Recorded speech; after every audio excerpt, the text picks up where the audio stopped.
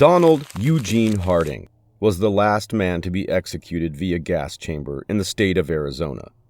His execution also propelled the movement towards the lethal injection method instead of the gas chamber. Donald was born in a rural Arkansas community called Goodrich.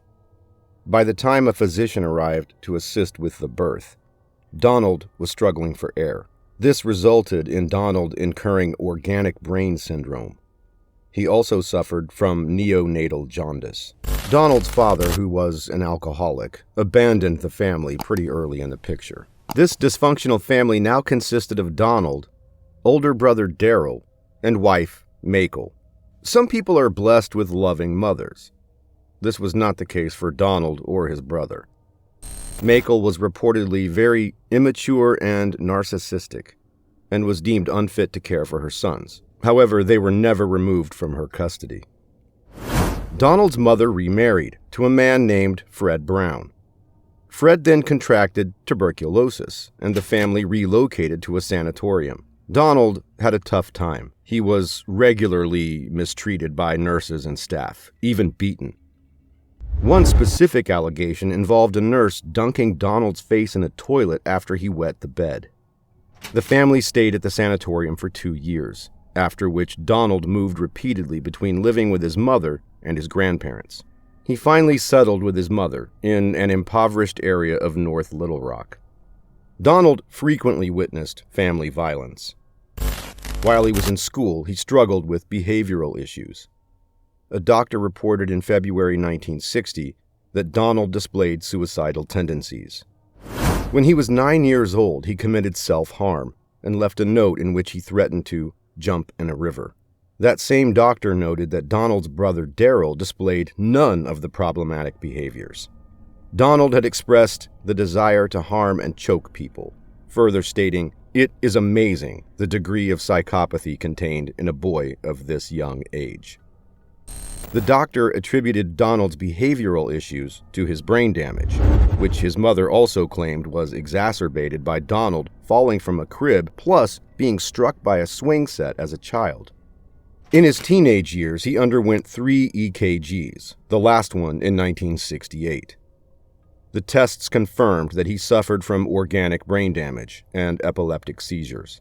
Donald's first criminal record came at just 11 years old when he was arrested for joyriding. He was sent to the Arkansas Boys Industrial School. Then, at 15, Donald was convicted of 4 counts of burglary and 3 counts of grand larceny. These crimes resulted in Donald being placed in an adult maximum security prison, the Tucker Unit. Donald was also convicted for attempting to escape from custody. Soon after his release, he was convicted in federal court for conspiracy to commit offense or defraud the United States. He was again imprisoned for 5 years, then paroled from prison a second time in March 1979. Within 2 months, he was arrested in Pulaski County, Arkansas, and charged with murder. I'm sure you can see the pattern here. Crime, arrest, jail, parole. This will be the repeating cycle of his life. On September 17, 1979, Donald escaped again from the Pulaski County Jail.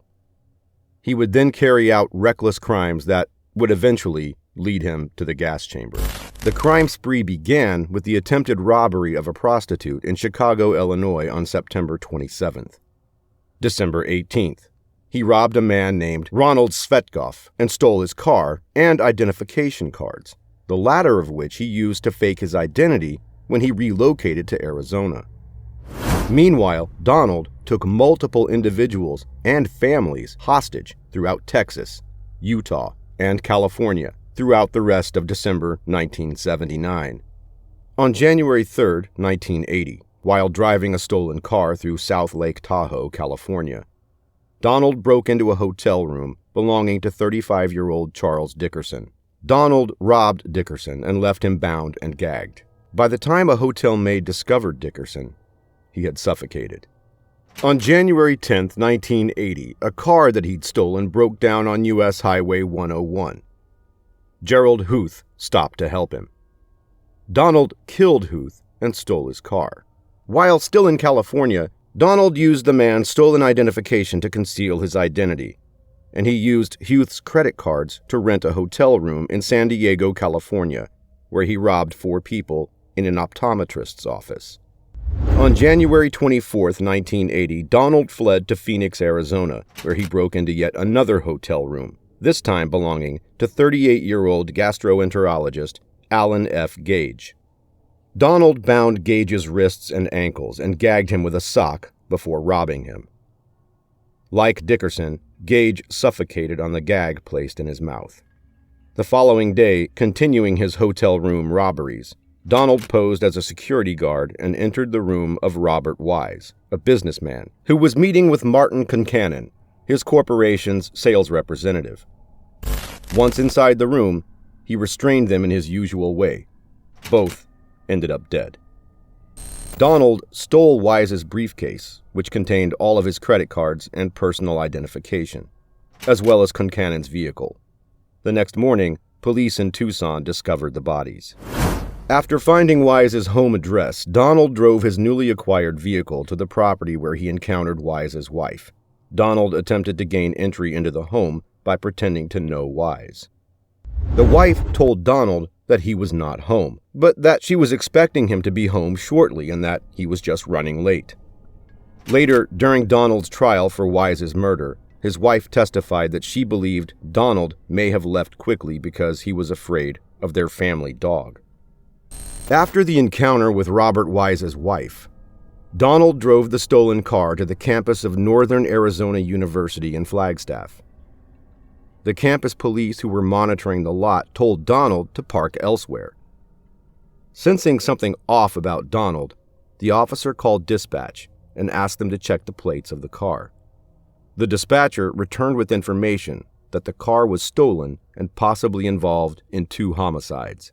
The campus police officer then followed Donald, arrested him, and searched him, finding a weapon and various IDs. Police took him into custody where they eventually discovered his real identity. By the time he was convicted, Donald would be a prime suspect in a total of over 40 armed robberies and kidnappings, as well as 7 murders. When asked why he murdered some of his victims and not others, Donald replied, "Judgment calls."